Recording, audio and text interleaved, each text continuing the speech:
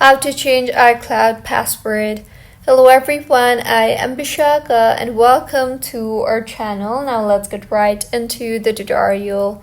Firstly, go ahead and launch the settings application on your device and tap on your name on top of your screen, and further tap on the sign in and security option you see there.